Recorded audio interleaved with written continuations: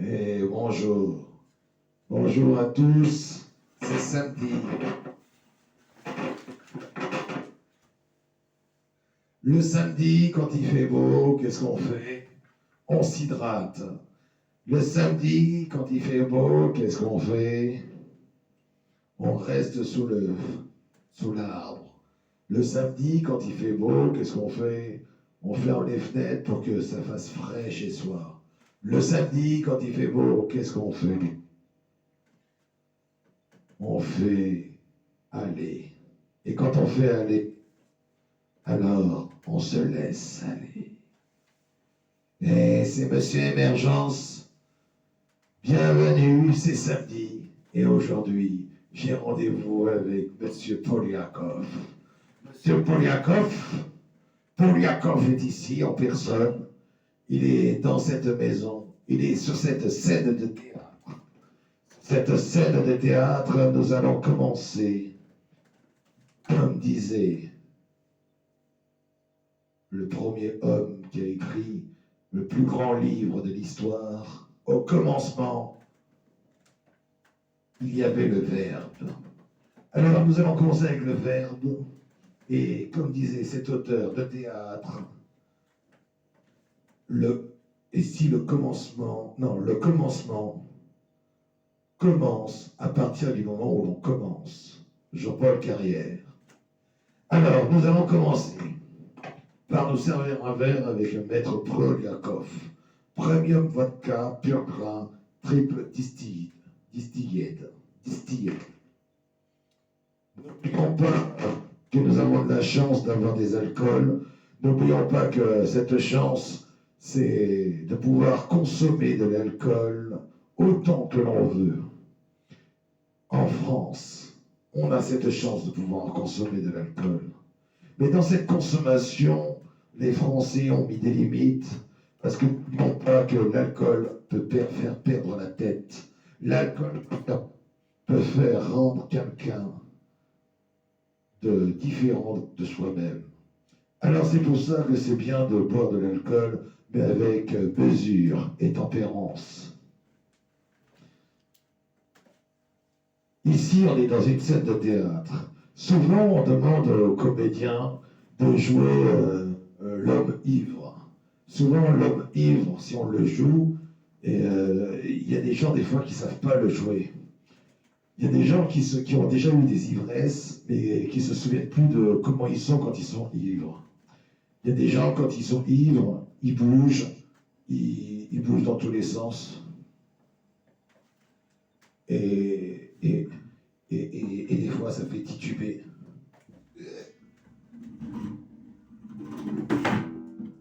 Et ça fait du mal à la guitare d'avoir des gens qui sont ivres, parce que des gens qui sont ivres, ils disent tout et n'importe quoi, et ils s'en foutent de ce qu'on pense d'eux. Ils s'en foutent de se tenir correctement, ils s'en foutent d'être normal. Les gens qui sont ivres, souvent, si on les dit de trop, ils sont très violents. Et dans la violence, ils ne contrôlent pas toujours ce qu'ils font. Les gens qui sont ivres, souvent, c'est qu'ils souffrent beaucoup. C'est ceux qui sont ivres très souvent. Ils souffrent beaucoup parce qu'ils ont l'impression d'être comme lui, d'être un peu mort, et dans leur souffrance, ils n'arrivent pas à être vivants. Alors, ils vont boire pour pouvoir tenir droit face aux autres.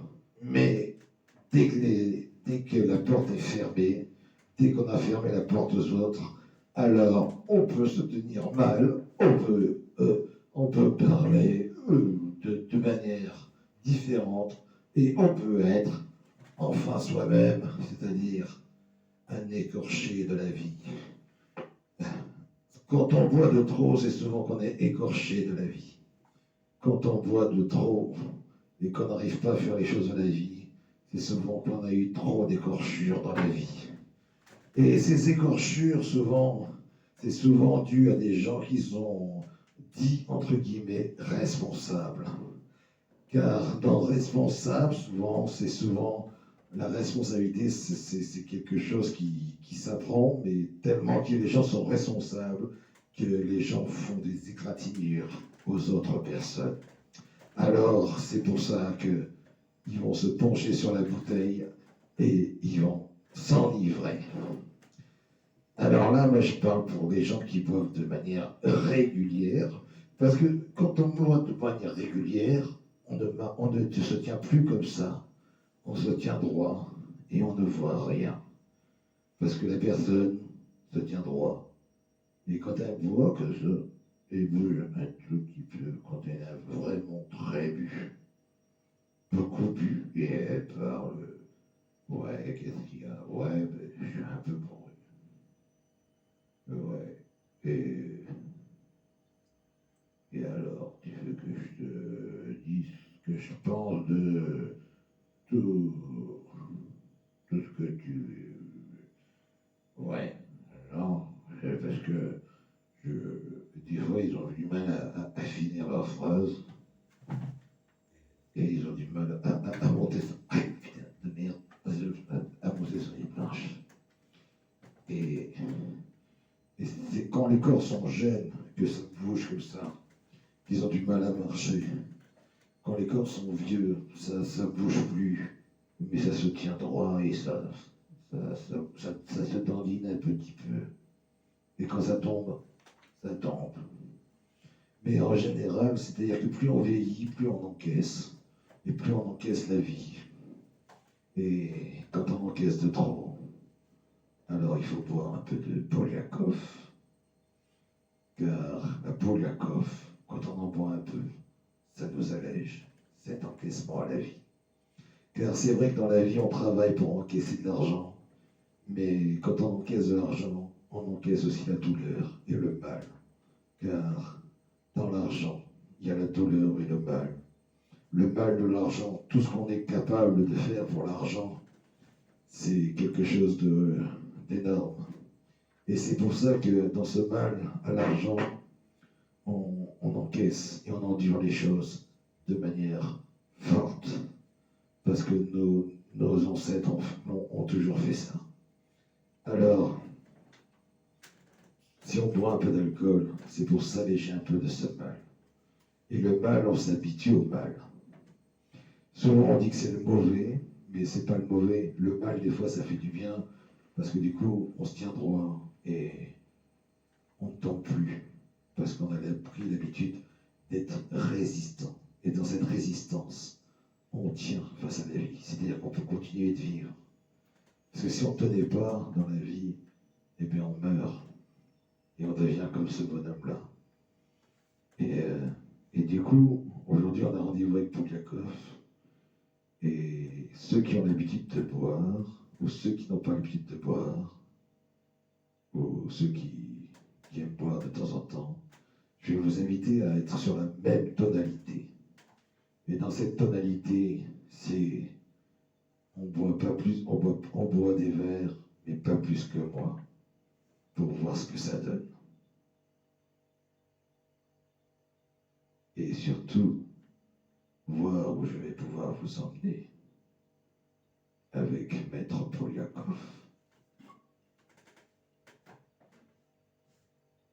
On va commencer par mettre un peu de musique. Et on n'est pas là pour juger quoi que ce soit. On n'est pas là pour voir les écorchures de quoi que ce soit. On est juste là pour faire ce qu'on appelle une rencontre avec le Maître Poliakov. C'est parti.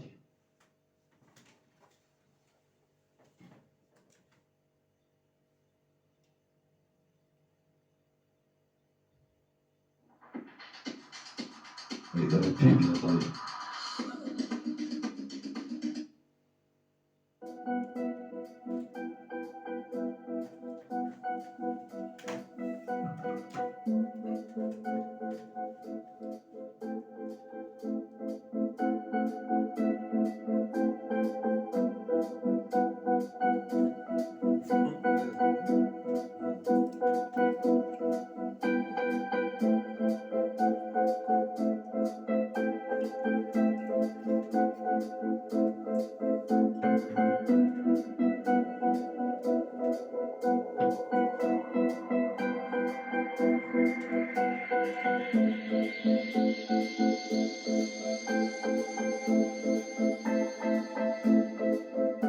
Ah!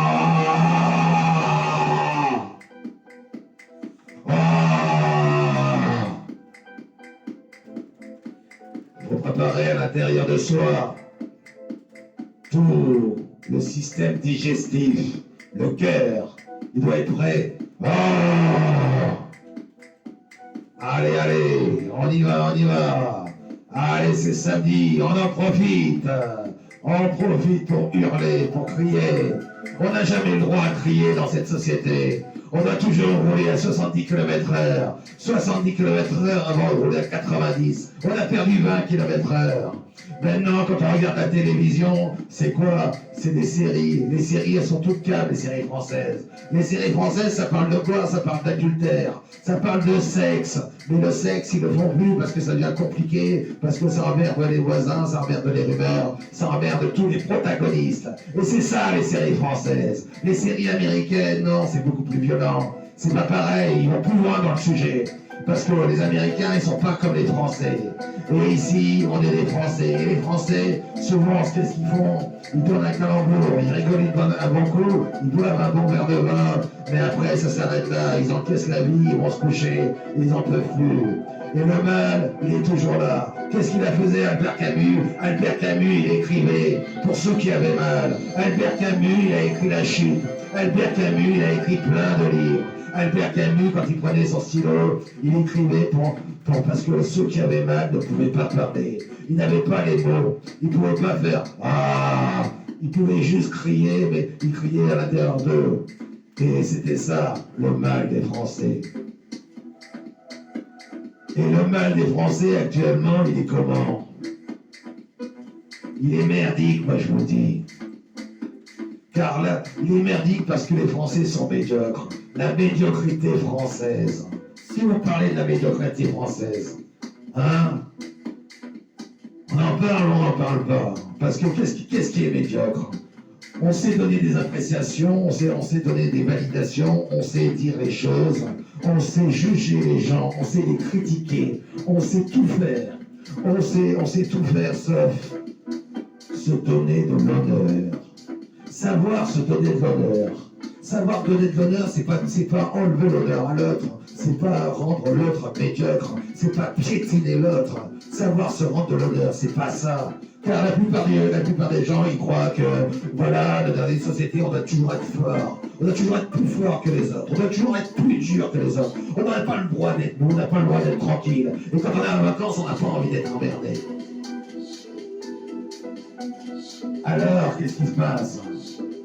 C'est que toutes ces valeurs-là, toutes ces codifications-là, ça nous rend médiocres. Ça rend la vie médiocre, ça rend la vie française médiocre. Et c'est pour ça qu'on est là avec Polyakov, pour donner un peu d'honneur, et puis dans cet honneur-là, eh bien, c'est rendre la vie non pas médiocre. C'est rendre le moment à lui-même. Un moment, on ne peut pas le juger. On peut rien faire avec le moment. Le moment, il est là, la situation, elle est là. Les choses sont là. Et quand c'est là, c'est présent. Et quand c'est présent, eh bien, on ne peut rien y faire. On ne peut pas changer les choses. Si on fait confiance à tous ceux qui nous gouvernent, à tous ceux qui sont autour de nous, si on fait confiance à tout le monde, eh bien, ils font quoi de la situation? Ils se font de la caillasse, ils se font du flou, du pognon, ils font beaucoup d'argent. Et quand ils font beaucoup d'argent, ils se font de l'honneur. Et dans leur honneur, qu'est-ce qui se passe? Eh bien, il se passe qu'ils oublient ceux qui sont à côté, ils oublient ceux qui sont autour, ils oublient les coéquipiers, ils oublient les équipiers, ils oublient toutes ces personnes qui sont autour, qui contribuent au bonheur des autres. Donc, qu'est-ce qui se passe quand on est oublié? Eh bien, on perd de la valeur. Mais nous, ce qu'on va faire, c'est qu'on va continuer à se donner de la valeur. Et même si on fait partie du tour, ça fait partie de ceux qui font du pognon, si on fait partie, parce que souvent aussi, on voit bien, il y a les bonhommes qui font du pognon, mais eux aussi, ils perdent de la valeur. Parce que ils se font du pognon, ils sont contents, ils gagnent de la dignité, mais à côté, ils se font encore plus de pognon. Il y a toujours quelqu'un qui est à côté qui fait plus de pognon. Il y a toujours quelqu'un qui fait plus de pognon. Et si on ne fait pas plus de pognon en France, on va faire plus de pognon en Chine. Et si on ne fait pas plus de pognon en Chine, on va faire plus de pognon en Ukraine. Et si on ne fait pas plus de pognon en Ukraine, on va faire plus de pognon en Éthiopie. en Arabie Saoudite, au Maghreb. On va faire toujours plus de pognon un peu plus loin. Un peu plus loin chez les crèves la faim. Parce que plus on crève la faim, plus on peut se faire de pognon. Et plus on arrive avec la cape, et plus on est les rois. On est les rois du monde parce qu'on a le savoir. Et nous, notre savoir, ça fait longtemps qu'il existe. Ça fait longtemps qu'on a rentabilisé le savoir. Ça fait longtemps qu'on est les rois du monde. Alors on arrive avec le gros ventre, et voilà, on est les rois du monde. Et nous, on a de la dignité, et on va vous en donner de la dignité. Et donc, c'est ça, la vie. Et après, heureusement qu'ils sont là, ces mecs. Heureusement que ces mecs, ils sont là. Parce que ça permet de prendre soin de la planète. Car à partir du moment où un homme est cultivé et structuré, il prend soin des siens qui sont autour de lui. Plus le tiers-monde sera cultivé et structuré, plus ils vont prendre soin de leur terre, plus ils vont prendre soin de tout ce qui se passe autour. Parce qu'avant, les Indiens, ils prenaient soin de leur camp, ils prenaient soin de leur terre. Mais qu'est-ce qui se passait? Arrivé un moment où il faut bouger, ils bougeaient comme les oiseaux migrateurs. Ils étaient obligés de partir. Et nous, qu'est-ce qu'on fait?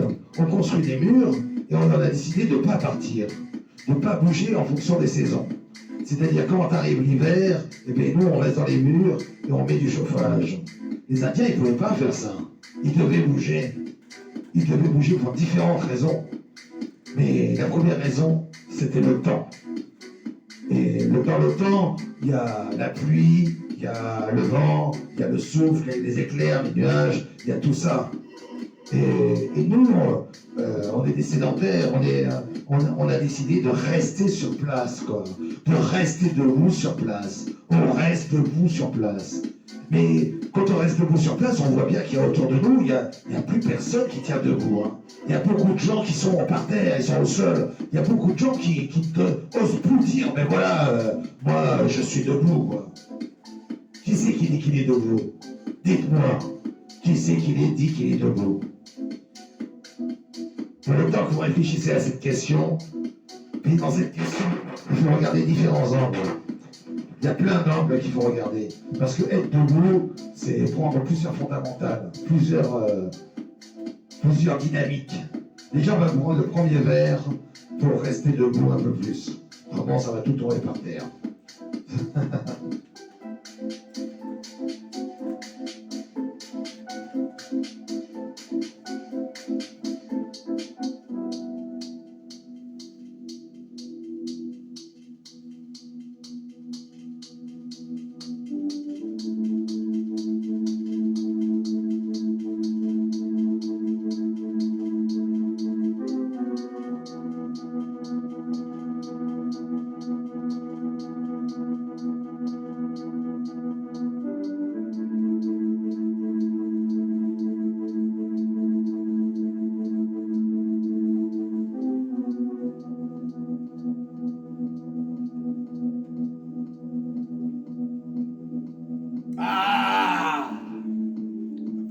Restons vivants. Ça fait circuler le sang. Quand le sang circule, alors la vie circule. Quand le sang circule, alors les émotions circulent. Quand le sang circule, alors la parole naît. La parole a envie de s'exprimer. Et c'est ça qui est bien dans la vie. Et on aura beau nous enlever toutes nos énergies, on aura beau nous enlever nos masques, on aura beau nous enlever tout ce que l'on est, on aura beau nous enlever notre corps. Parce qu'on peut nous enlever notre corps. On peut nous enlever notre corps. Il y en a qui sont vieux, qui veulent rester jeunes. Ils font plein de choses pour rester jeunes. Il y en a qui n'acceptent pas leur corps tel qu'il est. Il y a beaucoup de gens qui n'acceptent pas leur corps tel qu'il est. Il faut l'accepter. Qui nous a donné le corps? Le corps et l'esprit. Le corps, c'est à nous de l'entretenir, c'est à nous de structurer notre corps, c'est à nous d'être notre corps, c'est à nous de vivre dans notre corps. La première principale, c'est d'être dans le corps. Le corps, il souffre, alors il faut exprimer la souffrance. Le corps, il est joyeux, alors il faut exprimer la joie. Car des fois, il y en a qui sont joyeux, mais qui ne se permettent pas d'être joyeux. Il y en a qui ne se permettent pas d'être joyeux, alors qu'ils sont joyeux. Il y en a qui ne se permettent pas d'exprimer leur colère, alors qu'ils sont en colère. Il y en a qui ne se permettent pas de pleurer alors qu'ils sont tristes. Parce que s'ils pleurent, ils sont mis à nu, ils sont mis à vue. Ils sont mis à vue par d'autres personnes. S'ils sont joyeux, ils sont mis à vue, ils sont mis à vue par d'autres personnes. S'ils sont en colère, ils sont mis à vue, ils sont mis à nu par d'autres personnes. Et si on voit ces émotions-là, alors qu'est-ce qu'on fait? Qu'est-ce qu'on fait? On profite de la situation. On profite de la situation. On profite de la faiblesse de l'autre. On profite parce qu'il a lâché quelque chose. Il a lâché, alors faut le lâcher. Faut lâcher la personne parce qu'il a lâché quelque chose. On profite de la situation. On profite parce que tout le monde veut la place de l'autre. Plus personne n'aime bien sa place. On veut la place de l'autre. L'autre c'est mieux. L'herbe est plus verte à côté. C'est toujours mieux ailleurs. C'est jamais mieux chez nous. C'est jamais mieux chez nous. Qu'est-ce qui se passe dans la vie? La vie, elle est une. La vie, elle est une, elle n'est pas multiple. Ça sert à quoi d'avoir plein de choses? On n'a qu'une vie, on n'a qu'une parole, on n'a que 2 yeux, 2 mains et 2 pieds. On peut pas tout faire dans la vie. On peut pas tout faire dans la vie. Il y en a qui veulent tout. Ils veulent tout, mais est-ce qu'ils font tout? Non, ils font pas tout. Mais est-ce qu'ils laissent la place aux autres de faire tout? Pourquoi ils délèguent pas? Pourquoi on délègue pas? Pourquoi ils délèguent pas? Pourquoi personne ne délègue rien aux uns aux autres? Pourquoi on ne délègue rien aux uns et aux autres? On est multiples. Pourquoi les gens font du duplicata? Pourquoi on va copier l'autre pour être comme l'autre? Pourquoi on reste pas singulier? Avant, c'était la force de la singularité. Avant, il y avait le livre des records. Il y avait le livre record. Il n'y avait qu'un seul qui faisait ça. Il n'y avait qu'un seul qui courait vite. Il n'y avait qu'un seul qui sautait haut. Maintenant, tout le monde veut faire tout. Tout le monde veut faire tout. Mais est-ce que tout le monde veut faire tout, mais personne ne reconnaît sa qualité en quoi il est bon? Tout le monde veut faire tout ce que tout le monde fait. Alors qu'il y en a un qui est bon que pour ça. Et personne ne va l'embaucher parce qu'il est bon que pour ça. Personne ne va l'embaucher parce qu'il est bon que ça. Personne ne va lui payer plein de pognon parce qu'il est bon que pour ça. Et pourquoi tout ça? Parce que on n'est pas là pour se faire réussir. On est là pour aplanir les choses. On n'est pas là pour nous faire grandir le monde. On est là pour aplanir les choses. On n'est pas là pour faire grandir les familles. On est là pour faire en sorte que certaines familles restent calmes et qu'on n'en entende pas parler. On s'en fout qu'ils aient travaillé, on s'en fout. On n'est pas là pour faire en sorte que tout le monde, que la nation soit unie. On est là pour faire que la nation soit quelque chose où il y a un système et le système il fonctionne tout seul. Mais dans le système, tout le monde se rend compte que tout le monde souffre. Que ce soit le haut ou le bas. Il n'y a pas de milieu maintenant. Le milieu est parti. Il est où le milieu?